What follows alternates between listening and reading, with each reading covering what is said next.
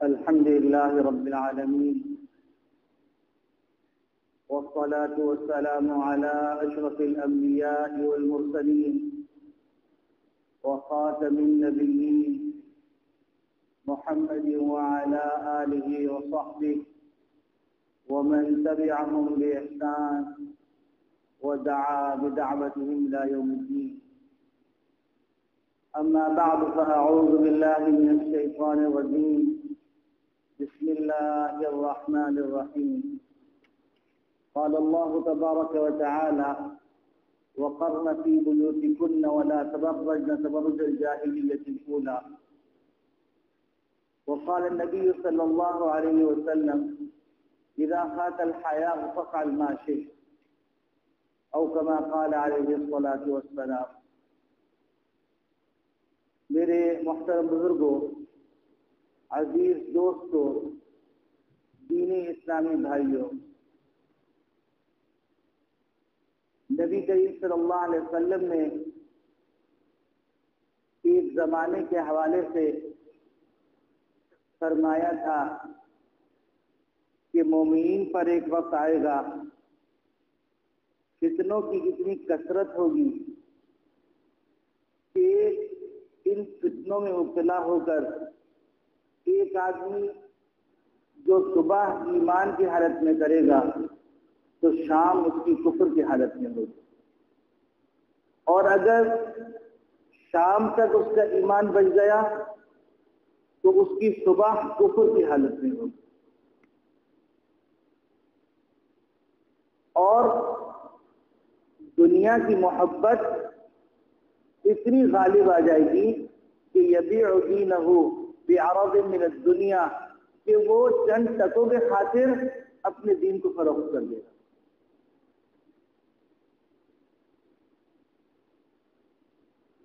اسی وجہ سے ایک شاعر نے بڑی تکلیف سے کہا تھا کہ وائے ناکامی متائے کارواں جاتا رہا، وائے ناکامی متائے کارواں جاتا رہا، کارواں کے دل سے احساس زیاں جاتا رہا.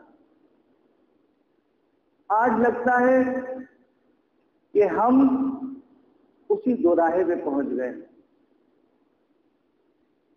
جس دوراہے پر فتنوں کا ایک لامتناہی سلسلہ ہے. بھانت بھانت کی بولیاں بولی جا رہی ہیں. اسلام کو ہر آدمی اپنے زاویے نگاہ سے پیش کر رہا ہے، اپنی زندگی اسلام کے منہ پر ملنا چاہتا ہے.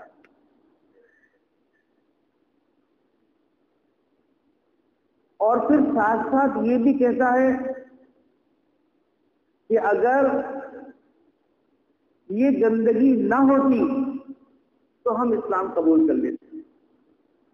گو کہ ابھی زبان حال سے کہنے کی ضرورت تو نہیں ہوئی ہے، لیکن زبان حال سے یہی کہا جا رہا ہے. کبھی وہ مسائل جو مسلمات میں سے ہیں، جو غیر حاصل گفتگو کی بات طے شدہ ہیں، وہ مسائل جن مسائل پر کلام کرنے کی گنجائش نہیں، ان مسائل کے اوپر غدغن کی جا رہی ہے. ان مسائل کو مشکوک بنایا جا رہا ہے. کبھی آواز اٹھائی جاتی ہے ختم نبوت کے سلسلے میں، اور یہ ایسی عجیب غلطی ہے کہ بار بار ہو رہی ہے. اور پھر یہ کہتے ہیں کہ یہ غلطی میرے علم میں نہیں تھی، ہو گئی، تو پھر آپ کے ہونے کا فائدہ کیا؟ آپ کی اجازت کے بغیر کوئی چیز نکلی کیسے؟ یعنی آپ کسی کی ماں کو گالی دیں اور کہیں کہ جذبات میں نہ ہو، تم شدت پسند ہو، تو کیا آپ اپنی ماں پر گالی برداشت کر لیں گے؟ نبی کریم صلی اللہ علیہ وسلم کی ذات اقدس تمام جہانوں سے زیادہ افضل، تمام لوگوں سے زیادہ محبوب، تمام لوگوں سے زیادہ قابل قدر، اور آپ کی عزت، نبی کریم صلی اللہ علیہ وسلم کی عزت تمام لوگوں کی عزتوں کے مقابلے میں کوئی تناسب ہی نہیں۔ کبھی ختم نبوت کی تشریح کرنے کی کوشش کی جاتی ہے، کبھی حج فارم کے اندر سے ختم نبوت کا جو حلف نامہ ہے نکال دیا جاتا ہے، اور بیوقوف بنانے کے لیے کہا جاتا ہے کہ اس کے آخری صفحے پہ ختم نبوت کے حلف نامہ تو موجود ہے، حالانکہ وہ آخری صفحہ رسید ہے، اس رسید پر حلف نامہ ہو یا نہ ہو اس کا کوئی فائدہ نہیں۔ حج فارم جمع کروانے کے بعد آدمی کا جب حج فارم قبول ہو گیا تو ظاہر سی بات ہے وہ بیت اللہ چلا جائے گا، اور پھر کہا جاتا ہے کہ آپ لوگ حالات کے تقاضوں کو دیکھیں، آپ لوگ جذبات میں نہ آئیں، آپ بار بار ہمارے ایمان کو ٹیسٹ کرتے ہیں، بار بار ایمانیات پہ حملہ کرتے ہیں، بار بار نبی کریم صلی اللہ علیہ وسلم کے ختم نبوت جو مسلمہ ایک حقیقت ہے اس کو چھیڑتے ہیں، اور پھر کہتے ہیں کہ حادثاتی طور پہ ہو گیا۔ بتائیے کہ پورا فارم 4 صفحے کا فارم حادثاتی طور پہ تیار ہوا، کمپوزنگ کرنے والے حادثاتی طور پہ تیار کر رہے تھے، جنہوں نے یہ ڈرافٹ تیار کیا وہ حادثاتی طور پہ تیار ہو رہا تھا، جس لجنہ کے اندر بیٹھ کے یہ بات طے ہوئی کیا یہ حادثاتی طور پہ طے ہوئی تھی، اور پھر فائنل ڈرافٹ کیے بغیر چھپائی کے لیے گیا کیسے؟ ایک مسئلہ تو یہ تھا۔ الحمدللہ فدائیان ختم نبوت بیدار ہیں، انہوں نے فوراً اس سازش کو پکڑا، آواز اٹھائی، اور اللہ کا یہ احسان ہوا کہ لوگوں نے اپنی غلطی کا اعتراف کیا۔ غلطی کا اعتراف کرنے کے بعد اب اس بات پر آمادگی ظاہر کی کہ ہم اجوام کو پرانے ٹرینڈ پہ لے کے آئیں گے، پرانی ترتیب پہ لے کے آئیں گے۔ اللہ کے قیامت تک کے لیے وہ ترتیب قائم ہے۔ ابھی یہ مسئلہ ختم نہیں ہوا تھا تو اور مسائل اٹھا لیے۔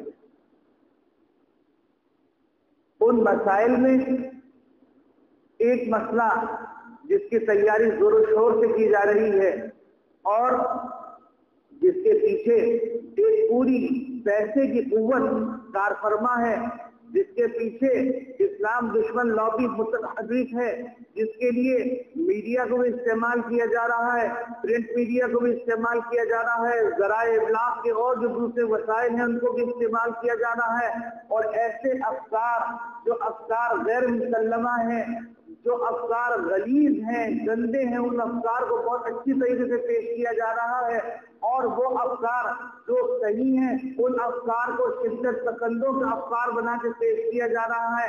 وہ مسئلہ یہ اٹھایا گیا ہے کہ عورت کو حقوق دیے جائیں، اور عورت کے حقوق کے اندر ایک نعرہ طے کیا گیا، میرا جسم میری مرضی،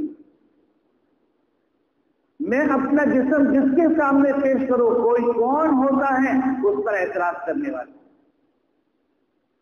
اس مسئلے کو میں نے یہ سوچا کہ آپ کے سامنے کچھ بنیادی اصول بیان کر کے اس کے بعد اس مسئلے کو بیان کروں، تاکہ آپ کو پتہ چلے کہ یہ مسئلہ اتنا آسان نہیں ہے، یہ نعرہ اتنا ہلکا نہیں ہے، یہ مطالبہ اتنا معمولی نہیں ہے۔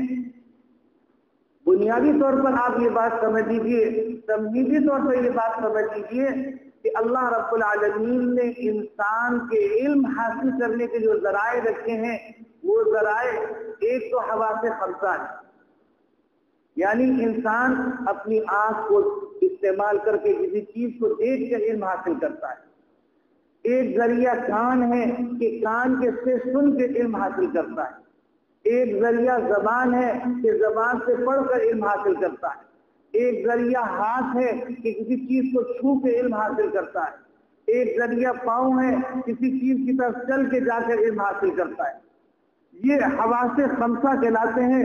یہ حواس خمسہ ایک دائرے کے اندر کام کرتے ہیں، اس دائرے سے باہر نکل کے کام کرنے کے لیے ان میں استعداد نہیں۔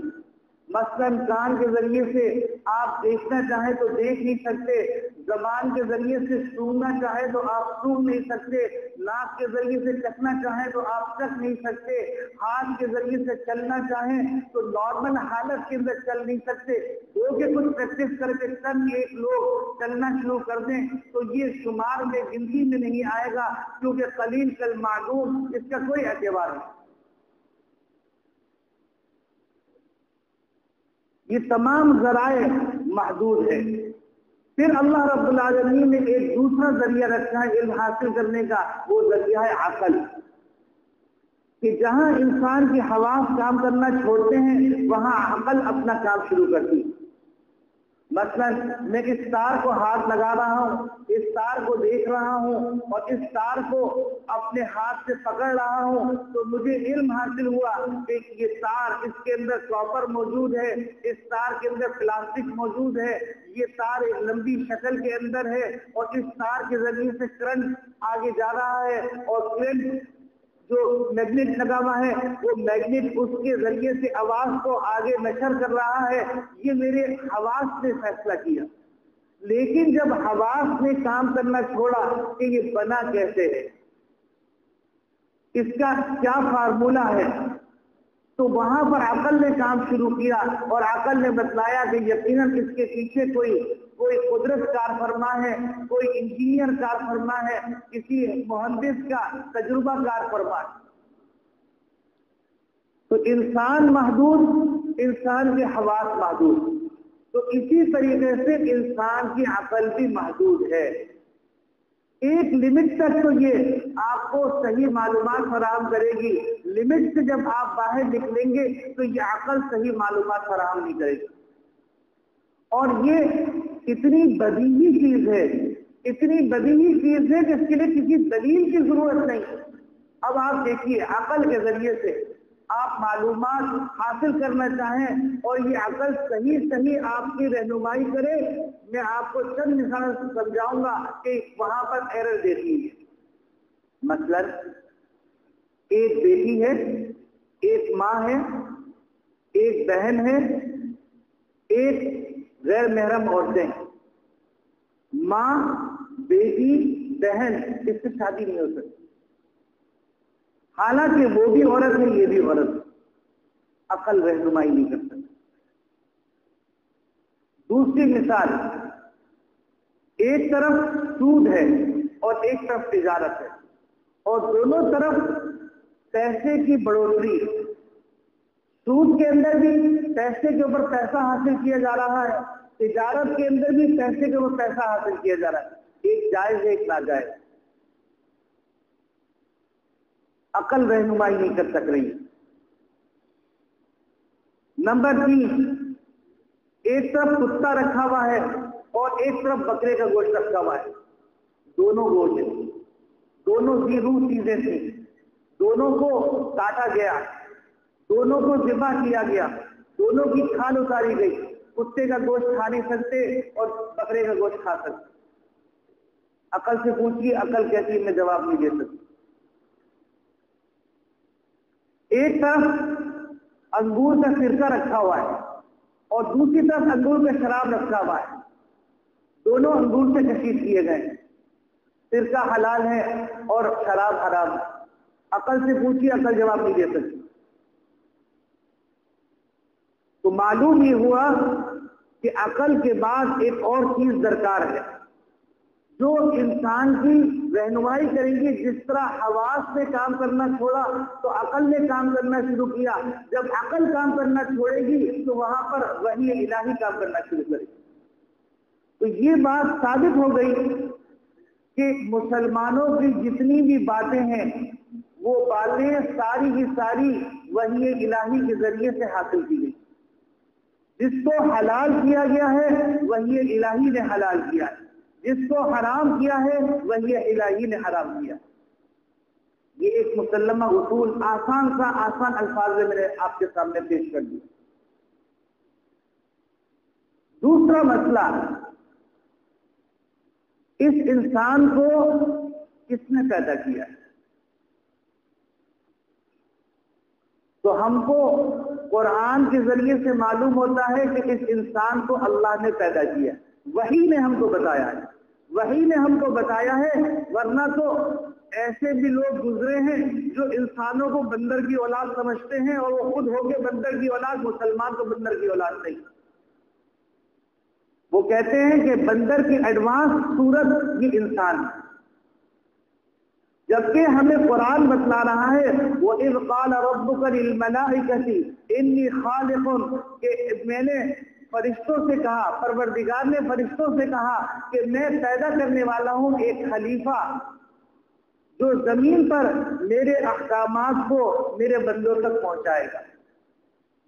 تو معلوم یہ ہوا کہ وحی الہی، اس وحی الہی کو ہم تک پہنچانے کا ذریعہ انبیاء علیہ السلام۔ تو یہ بات بھی ثابت ہو گئی، اور یہ بات بھی ثابت ہو گئی، میں موٹی موٹی باتیں عرض کر کے اصل موضوع کی طرف آنا چاہ رہا ہوں، ورنہ ہر موضوع خود اپنے اندر مستقل ایک تفصیل رکھتا ہے، لیکن اتنی بنیادی باتیں جس سے ہمارا عقیدہ صحیح ہو جائے، جس سے ہم غلط فہمی سے بچ جائیں، جس سے ہم جو ہے غلط پروپیگنڈے سے متاثر ہونے سے بچ جائیں، یہ ہمارے اندر کیفیت پیدا ہو جائے۔ تو آپ دیکھیے کہ ہم کو پیدا کیا ہے اللہ نے، اور یہ وہ حقیقت ہے کہ اس حقیقت کو انسان ایک وقت میں جا کر تسلیم کرتا ہے۔ آپ دیکھیے ہندو، بدھ مت، جتنے بھی ہیں مذاہب، وہ ایک وقت میں جا کر کہتے ہیں کہ ان سب سے اوپر ایک سپیریئر ذات ہے، وہ سپیریئر ذات اللہ کی۔ اب اس کے لیے انہوں نے مختلف الفاظ، مختلف تعبیرات لے کے آئی ہیں، لیکن ہر ایک اس کو تسلیم کرتا ہے کہ ایک ذات ہے۔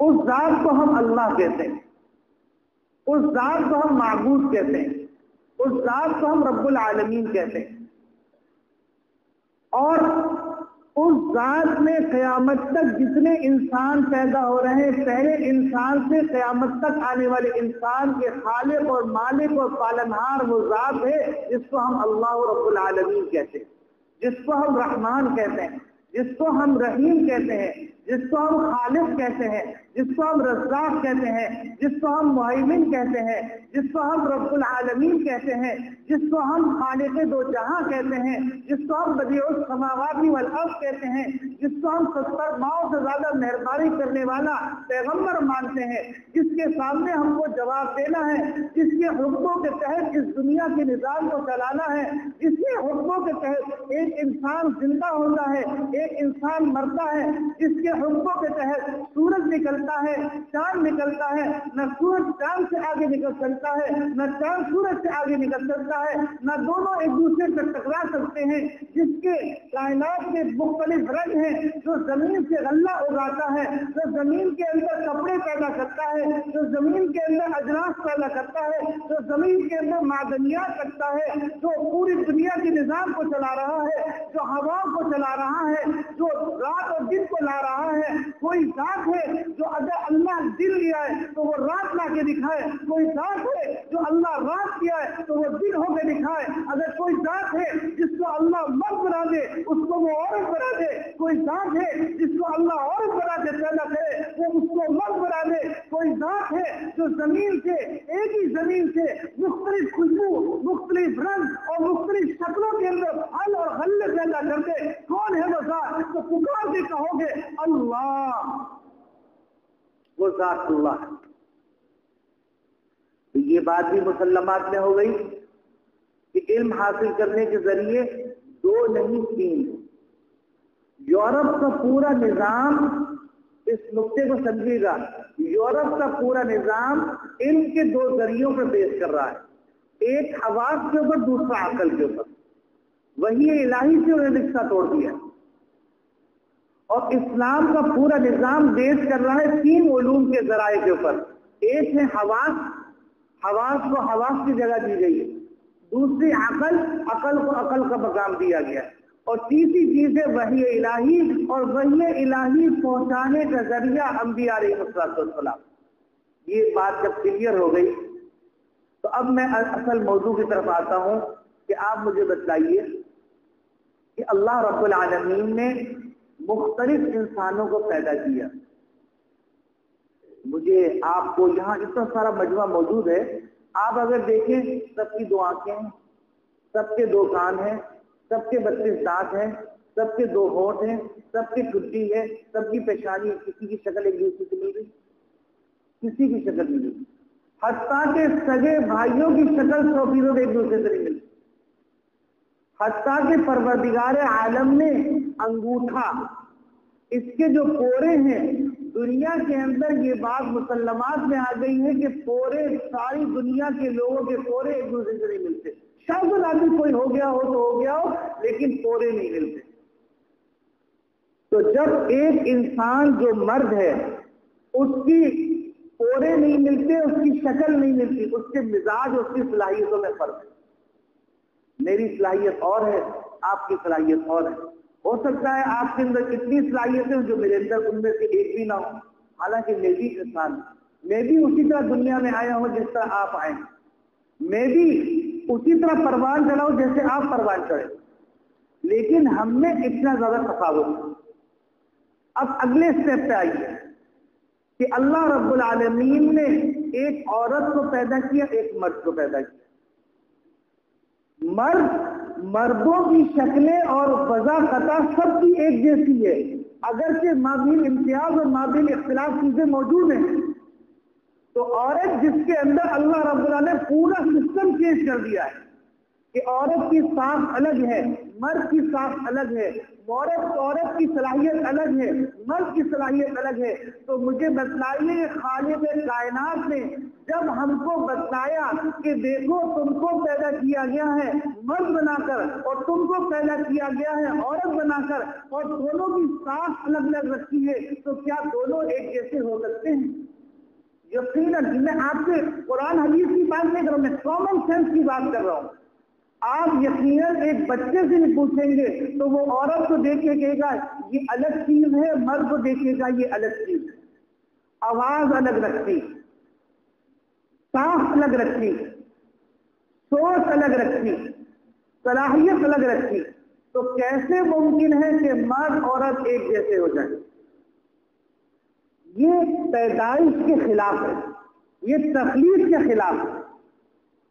اب عورت کو کس سے پیدا کیا گیا، مرد کو کس سے پیدا کیا گیا، یہ میں اور آپ طے نہیں کریں گے، یہ میرا اللہ طے کرے گا جس نے ان کو الگ الگ صنف سے بنایا ہے، اور یہ اطلاع میرے نبی دیں گے، اللہ کے نبی دیں گے، جن کے بارے میں آتا ہے وَمَا يَنطِقُ عَنِ الْهَوَىٰ إِنْ هُوَ إِلَّا وَحْيٌ يُوحَىٰ، کہ نبی اپنی طرف سے کچھ نہیں کہتے، جو کچھ بھی کہتے ہیں وہ وحی ہوتی۔ تو میرے نبی نے کیا بتلایا؟ میرے نبی نے بتایا کہ انسانی زندگی کے 2 شعبے، ایک شعبہ ہے منزلی اور ایک شعبہ ہے خارجی، جس کو مدنی کہتے ہیں، بلدی کہتے ہیں۔ یعنی ایک شعبہ ہے انسانی زندگی کا جو گھریلو معاملات سے اور گھریلو معاشروں سے متعلق ہوتا ہے، اور ایک شعبہ ہے جو خارجی معاملات سے متعلق ہوتا ہے۔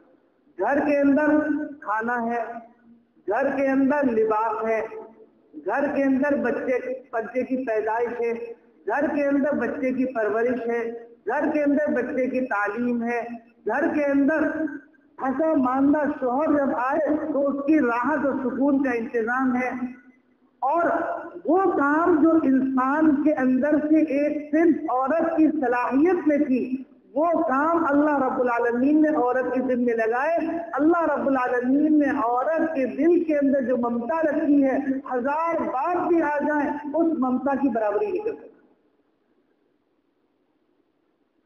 اور مرد کی صلاحیتیں اللہ نے زیادہ رکھی ہیں، تو اللہ رب العالمین نے مرد سے کہا کہ تمہارے گھر میں تمہارے بچوں کی جو پرورش کرنے والی ہے اس کو ٹینشن سے فارغ کرو، کیونکہ آئندہ مستقبل کے یہ مہمان اسی کی گود میں پلیں گے، اسی گود سے تمہارے معاشرے کے قائدین پیدا ہوں گے، اسی گود سے محدثین پیدا ہوں گے، اسی گود سے فقہا پیدا ہوں گے، اسی گود سے مجاہدین پیدا ہوں گے، اسی گود سے قانون دان پیدا ہوں گے، اسی گود سے وکلاء پیدا ہوں گے، اسی گود سے علماء پیدا ہوں گے۔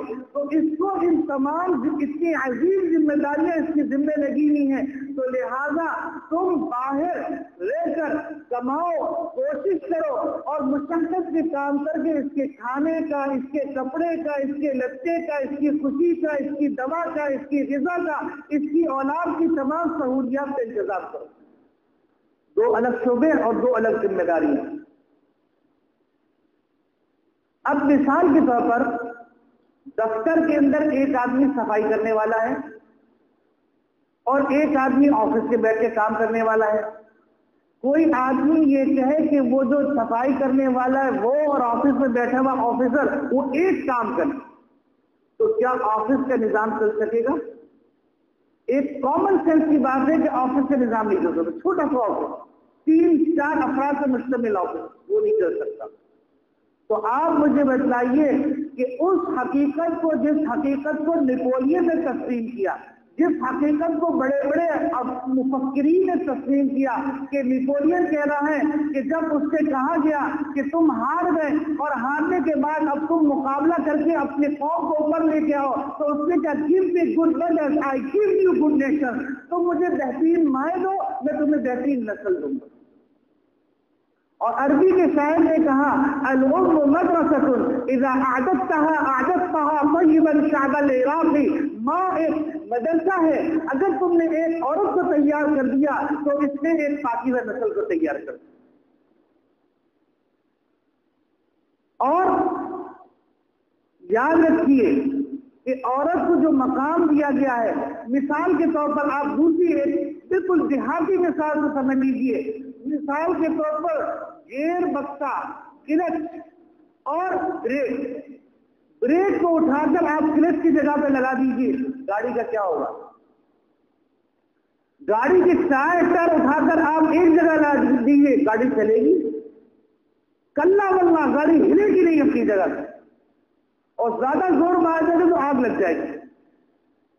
تو اسی طریقے سے عورت کو عورت کے جگہ پر رکھا، اللہ نے رکھا، نبی نے بتلایا، مرد کو مرد کی جگہ پہ رکھا، اللہ نے رکھا، نبی نے بتلایا ہے۔ تو دونوں جب اپنی اپنی جگہ کام کریں گے تو ایسا معاشرہ پروان چڑھے گا کہ اس معاشرے کے اندر کہیں پر آپ کو خالد بن ولید نظر آئیں گے، کہیں پر آپ کو سعد بن ابی وقاص نظر آئیں گے، کہیں آپ کو ابو جہل الجراح نظر آئیں گے، کہیں آپ کو ابو بکر صدیق نظر آئیں گے، کہیں عمر خطاب نظر آئیں گے، کہیں عثمان غنی نظر آئیں گے، کہیں علی المرتضیٰ نظر آئیں گے، کہیں حسن نظر آئیں گے، کہیں حسین نظر آئیں گے رضی اللہ عنہم اجمعین، کہیں امام بخاری نظر آئیں گے، کہیں امام مسلم نظر آئیں گے، کہیں مسلم بن قتیبہ نظر آئیں گے، کہیں پر آپ کو سلطان صلاح الدین ایوبی نظر آئیں گے، کہیں پر آپ کو نور الدین زنگی نظر آئیں گے، کہیں پر آپ کو محمود غزنوی نظر آئیں گے، کہیں پر آپ کو غوری نظر آئیں گے، کہیں آپ کو افضلی نظر آئیں گے، اور کہیں آپ کو ملا عمر نظر آئیں گے۔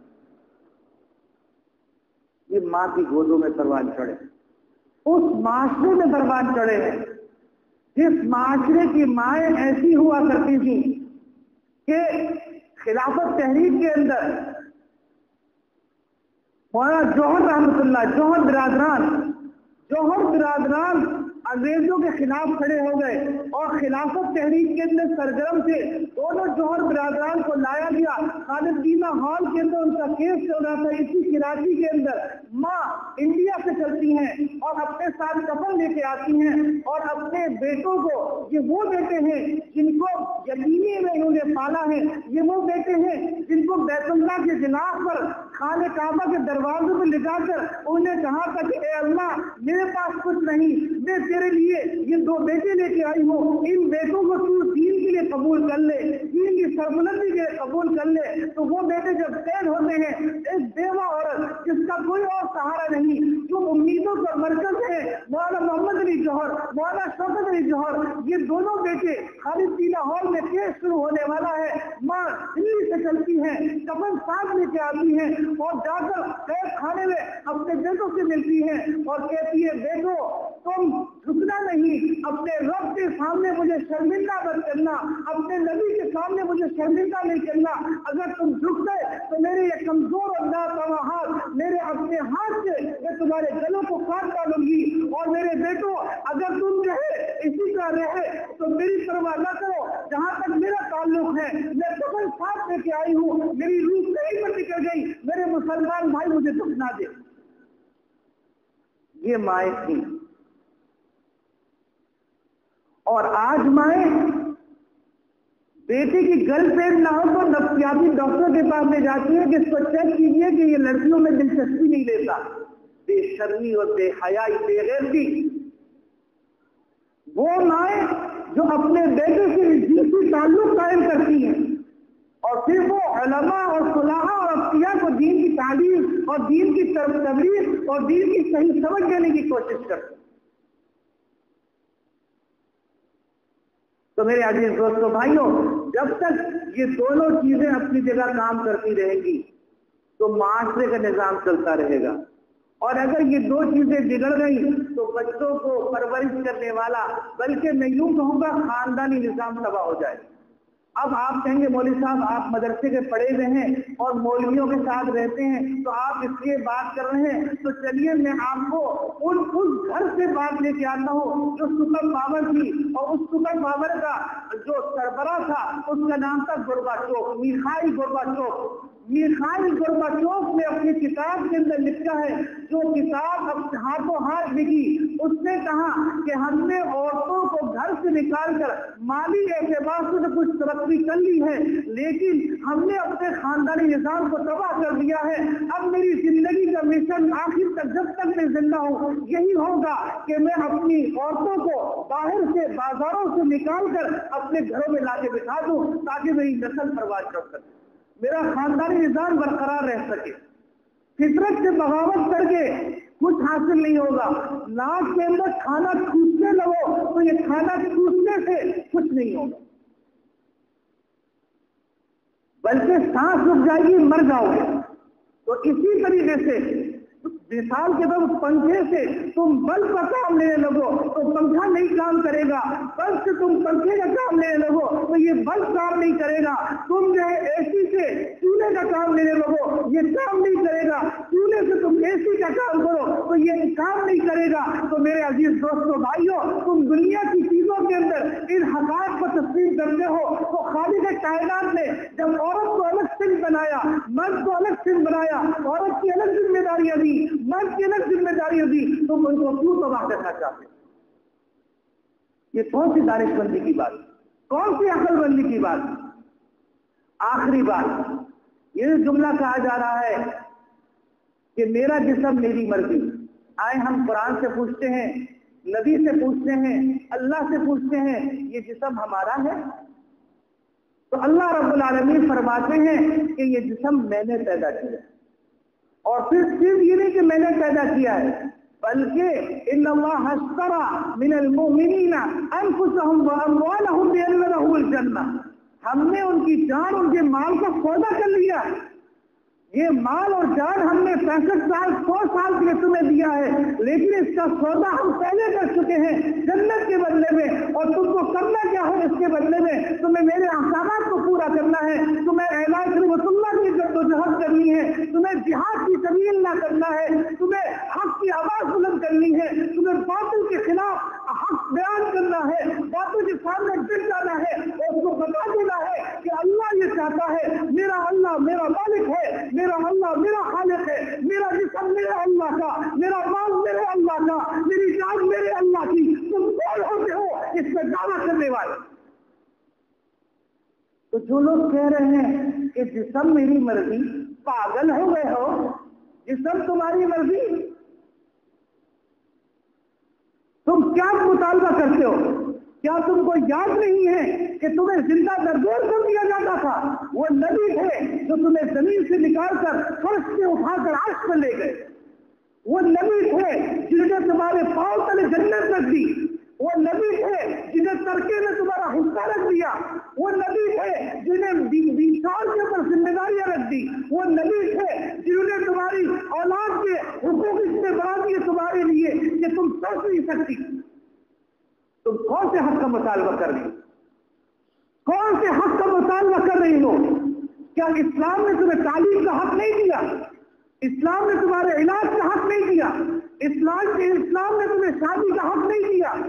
इस्लाम ने तुम्हें कर्जा नहीं दिया? इस्लाम ने तुम्हें तमाम इंसानी हुकूक नहीं दिए? तुम तो दरिंदा थी, तुम मुझ में नंगोहार थी, तुम नंगी रहती थी। ये दुनिया ने अपनी अय्याशी के लिए, अपनी खरमस्तियों के लिए तुमको नीलाम कर दिया। अगर यही औरत बाप की खिदमत करे, माँ की खिदमत करे तो तुम्हें बुरा लगता है, और नाजायज निगाह रखने वालों की खिदमत करे, एयर हॉस्टेस बन के, क्लर्क बन के, इस्टेटवालियों में बैठकर, होटलों के अंदर बेवा बनकर, तो तुम कहते हो तुम इज्जत दे रहे हो? मुझे बताओ, तुम अपनी माँ को इस जगह पर रखो कि वो माँ होटल की में लोगों को खाना दे, क्या तुम्हारा जमीन गवारा करेगा? अगर जमीन गवारा करेगा तो तुमसे बड़ा बेगैरत कोई नहीं, तुमसे बड़ा बेहया कोई नहीं, तुमसे बड़ा बेशरम कोई नहीं है। मेरी बहनों, मेरे भाइयों, कान खोल के सुन लो, जब तक इस जिस्म के अंदर जान है, ईमान है, ईमान है, ईमान, ईमान के नीचे हम आने के लिए तैयार नहीं, ईमानी तालीमात से हटने के लिए तैयार नहीं है। और ये मुल्क अय्याशी के लिए नहीं हासिल किया गया था, खरमस्ती में हासिल नहीं किया गया था। 7 लाख उलमा को आज भी जाके उन दीवारों को पूछो जिस दीवार में वो हैबतनाक मंजर देखे थे कि आसमान और चरखे बड़ी कांप उठा था, जमीन थरथरा उठी थी, कि उलमा को खड़ा कर करके सूलियों में लटकाया गया। लेकिन उलमा एक ही बात कहते थे, अहद अहद अहद अहद। हज़रत बिलाल हब्शी के वाक़यात तो तुमने सुने हैं, कभी बर्रे सगीर के उलमा के वाक़यात भी सुनो, करे बर्रे सगीर की माओ बहनों के वाक़यात भी सुनो। ये खून की नदियों से गुजर कर ये मुल्क अता किया गया है, और सिर्फ कलमे ला इलाहा इल्लल्लाह से अता किया है। तुम्हें जिंदा होना है, तुम्हें जिंदा रहना है, जाओ यूरोप की बस्तियों में जाके बस जाओ, जहां पर बच्चों को ये पता नहीं इनका बाप कौन है। डीएनए के जरिए से मालूम किया जाएगा कि इनका बाप ये है, ये है। 7 आदमियों पर मीडिया में बैठकर औरत दावा करती है ये बाप है, ये नहीं, ये बाप नहीं, ये बाप है नहीं, ये बाप है नहीं। 7 में से 7 कोई भी बाप नहीं। कौन सी जिंदगी देखना चाहती, कौन सी आजादी चाहती हो? कहीं ऐसा तो नहीं कि आवारगी को आजादी का नाम देकर गुमराह कर रही हो? इस्लाम आजादी देता है और भरपूर आजादी देता है, हत्ता के नफ्स की गुलामी से भी आजादी देता है। और जो दूसरा निजाम है वो नफ्स का गुलाम बनाता है, वो कुत्तों की सफ में ले जाके खड़ा कर देता है, वो बिल्लियों की सफ में ले जाके खड़ा कर देता है, वो खंजीर की सफ में ले जाके खड़ा कर देता है। होश के नाखुन लो। और वो मीडिया के अफराद जो बढ़ चढ़ कर इस सब प्रोपेगेंडा कर रहे हैं, उनको अपनी जबान को खींचना चाहिए। समझ लो एक दिन आने वाला है जब तुम्हारी रूह का दौरा खींच दिया जाएगा और फिर तुम कहोगे हमको एक मौका दे दो, फिर मौका नहीं मिलेगा। ये दर्द से कह रहा हूं, मैं तकलीफ से कह रहा हूं, मैं हमदर्दी से कह रहा हूं। और फिर आखिरी बात जो नबी करीम सल्लल्लाहु अलैहि वसल्लम ने फरमाई, इज़ा फातल हया फफअल मा शि'त। जब हया का जनाजा निकल जाए फिर जो चाहे करते फिरो। तुम अपनी माँ से मुंह काला करो, अपनी बहन से मुंह काला करो, अपनी बेटी से मुंह काला करो। हो सकता है आपको ये अल्फाज बुरे लग रहे हो, यूरोपीय माशरे में ये आम रिवाज है। जिस माशरती जिंदगी को तुम यहाँ ला के मुसल्लत करना चाहते हो, हमको गवारा नहीं है। मोमिन बर्दाश्त नहीं कर सकता कि माओ की इज्जतों से खेला जाए, बेटियों की इज्जतों से खेला जाए। मुझे बताओ, क्या तुम बर्दाश्त कर लोगे कि रात में एक लड़का है बेल बजाए कहे अपनी बेटी भेज दीजिए वो मेरी गर्लफ्रेंड है? बर्दाश्त कर लोगे? एक आके बेल बजाए कि अपनी माँ को भेज दीजिए मेरी गर्लफ्रेंड है? बर्दाश्त कर लोगे? چند لذتوں کے خاطر تم کون سی گن یہاں مسلط کرنا چاہ رہے ہو؟ کتنے دن کی زندگی؟ میرے عزیز دوست بھائیو، وقت ہو گیا ہے کہ کسی موقع سے حیا کے حوالے سے کچھ باتیں عرض کروں گا۔ اس وقت آپ سب اس پہ اتفاق کرتے ہیں کہ ختم نبوت میں کا جو فارم ہے، حج کے اندر جو عہد نامہ اقرار نامہ ہے، اس کو پہلے کی طرح بحال کیا جائے۔ آپ تیار ہیں اس کے لیے؟ آپ کا یہ مطالبہ ہے اور آپ اس بات کے لیے بھی تیار ہیں کہ بے حیائی اور بے غیرتی کا دروازہ بند کیا جائے؟ تیار ہیں آپ؟ دیکھ لیں جو ذمہ دار بیٹھے ہوئے ہیں، یہ مومنین کی آواز ہے، یہ اہل اسلام کی آواز ہے۔ ابھی مسلمان مرا نہیں، ابھی مسلمان کا ایمان مرا نہیں ہے، ابھی مدارس کے علماء اجڑ نہیں گئے ہیں، آپ کے سینے میں مدارس کے جھومر ہیں، آپ کے کلیجے کے اوپر مدارس کے عظیم الشان تاج رکھے ہوئے ہیں۔ سر کے اوپر تو بڑا تاج ہے، لیکن کلیجے کے اوپر بھی علماء کا تاج رکھا ہوا ہے۔ اور جب تک یہ علماء اس دھرتی پہ موجود ہیں، کوئی ایسی بات برداشت نہیں کی جائے گی۔ آپ برداشت کر لیں گے؟ اللہ رب العالمین ہمارے ملک کی حفاظت فرمائے، ہمارے ملک کی جغرافیائی سرحدوں کی بھی حفاظت فرمائے، نظریاتی سرحدوں کی بھی حفاظت فرمائے۔ اللہ رب العالمین بے حیائی اور بے غیرتی کو ختم فرمائے۔ اور آج مارچ کا جو مارچ ہو رہا ہے، اس مارچ کو نہ کرایا جائے۔ آپ اس لیے تیار ہیں؟ یاد رکھو، قبائلی، علاقائی، خاندانی رسومات کی بنیاد پر اگر کسی کا حق غصب کیا جا رہا ہے تو وہ اسلام کی بنیاد میں نہیں ہے۔ اگر تم میں اتنی ہمت ہے تو جاؤ، جا کے وڈیروں سے کہو، جاگیرداروں سے کہو کہ اپنی بہنوں کو میراث میں حصہ دو۔ اگر تمہیں عورتوں سے ہمدردی ہے تو جاؤ، جا کے وڈیروں سے کہو میراث میں حصہ دو، جاگیرداروں سے کہو میراث میں حصہ دو، وڈیروں سے کہو اپنی بہنوں کی شادیاں کرو۔ قرآن سے کیوں شادی کراتے ہو؟ کاروباری کے طور پر کیوں قتل کرتے ہو؟ تم میں اگر ہمت ہے تم اللہ سے ٹکر لے رہی ہو، جاؤ پہلے وڈیروں سے ٹکر لو۔ کیا ظلم اس دھرتی پہ کم ہو رہا ہے؟ ایک اسلام نہیں رہ گیا جس کے اوپر جس کا دل چاہے چاقو پھیر دے، جس کا دل چاہے چھری پھیر دے۔ تمہیں اگر ہمدردی ہے تو میں کہتا ہوں جاؤ، جا کے سندھ کے وڈیروں سے ملو اور جا کے دیکھو وہاں عورتوں کا کیا حال ہو رہا ہے۔ جاؤ جاگیرداروں کو دیکھو وہ عورتوں کا کیا حال کر رہے ہیں، ان سے پہلے حق دلواؤ، بعد میں آنا اپنا منہ دھو کر آنا اسلام سے بات کرنے کے لیے۔ وآخر دعوانا الحمدللہ رب العالمین۔